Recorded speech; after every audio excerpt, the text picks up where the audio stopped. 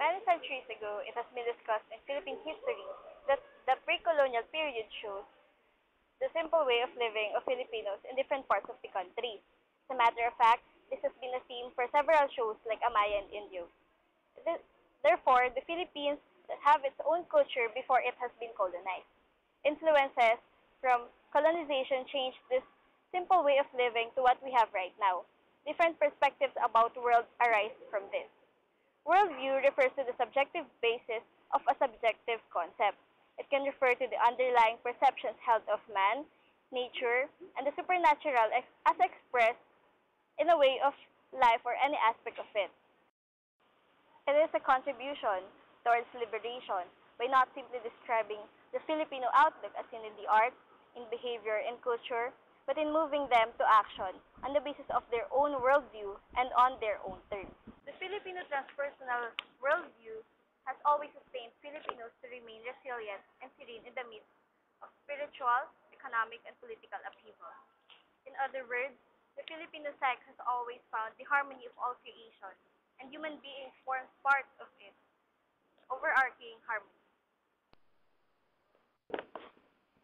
In the nutshell, the world inhabited by spirits coexists side by side with the world of matter. The world of spirits and the world of matter make up the real world. God is seen as supreme and chief among the spirits.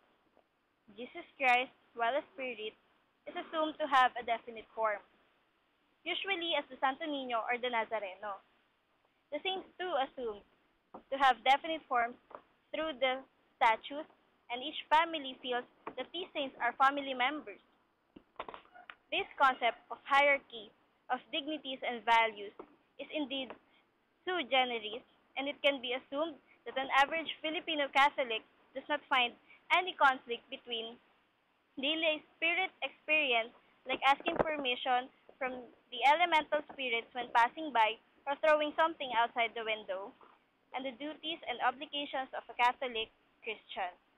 There is a split-level Christianity, as indicated above, but this is a mental distinction that only the learned ones were able to identify, for in the concrete, the split level is never experienced as such.